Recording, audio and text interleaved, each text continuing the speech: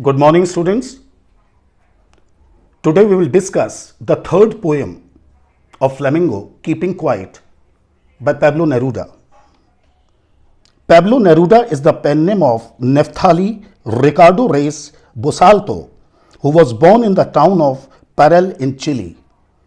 Neruda's poems are full of easily understood images which make them no less beautiful. He won the Nobel Prize for Literature in the year 1971. In this poem, Neruda talks about the necessity of quiet introspection and creating a feeling of mutual understanding among human beings. Before starting the poem, I would like you to know about the poem. In this poem, the poet lays emphasis on the importance of quietude and calmness. He also talks about the necessity of quiet introspection and creating a feeling of mutual understanding among human beings. He discusses the problem of strained human relationships. He suggests that people should cease every activity for a moment to do introspection. In that moment, they should analyze themselves and their relations with others. He does not advocate total inactivity and pessimism. He suggests that life should be lived with positive attitude and single-mindedness. He does not want to ruminate over death and become passive. The poet suggests that people should develop cordial relations with others. In a simple and straightforward language, the poet discusses the problem of human relationships. The poet also invokes the symbol of earth to convey that there can be life under apparent stillness. In the poem, now let's start it.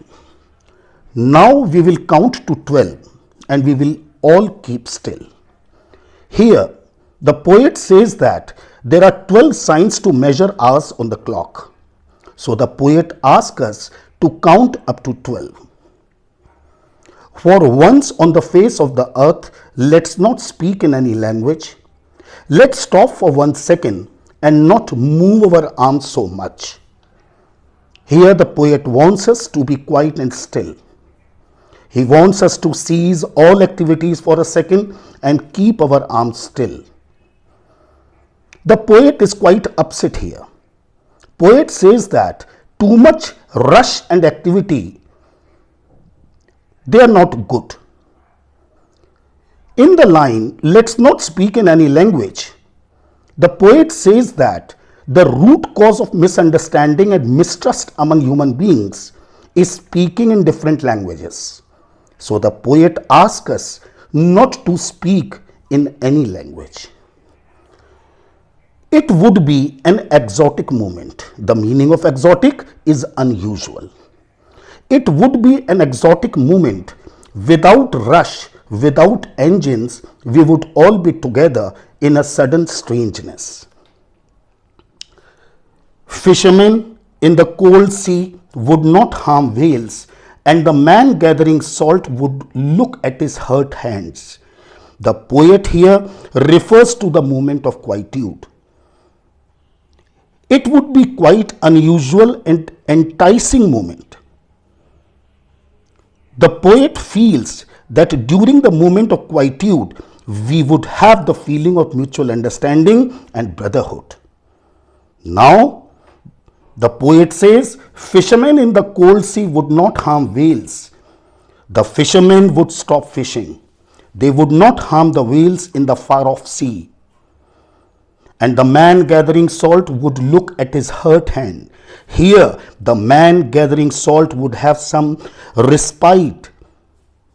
He would find time to look at his hurt hands and take care of them.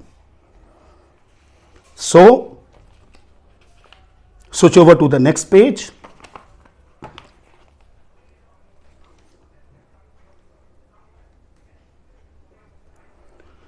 Those who prepare green wars, wars with gas, wars with fire, victory with no survivors, would put on clean clothes and walk about there with their brothers in the shade doing nothing.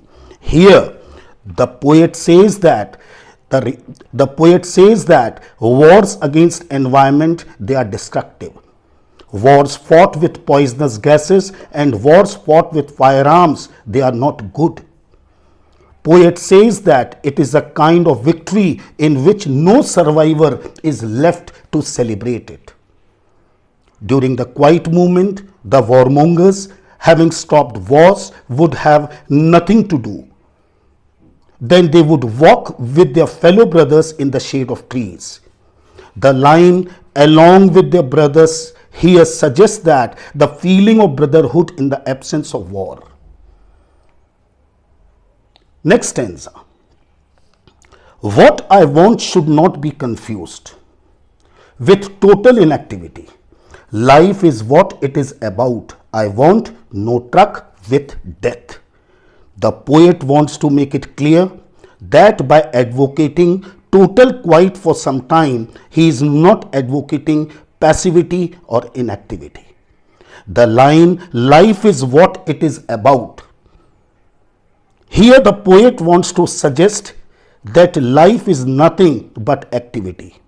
Without activity, there can be no life.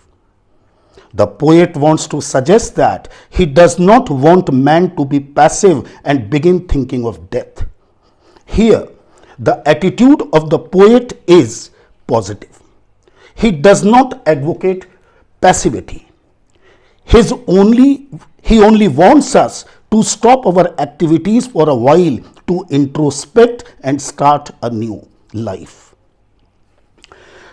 Now the poet says, if we were not so single-minded about keeping our lives moving and for once could do nothing, perhaps a huge silence might interrupt the sadness of never understanding ourselves and of threatening ourselves with death.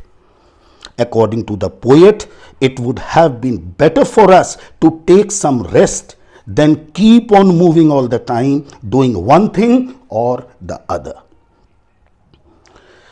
Now, the poet says that the cause of our sadness is that we never understand ourselves and continue to threaten our lives with death. Silence and stillness, even for a moment, can do us good by removing our sadness. The poet says that even a momentary rest from ceaseless and feverish activities can make us cheerful.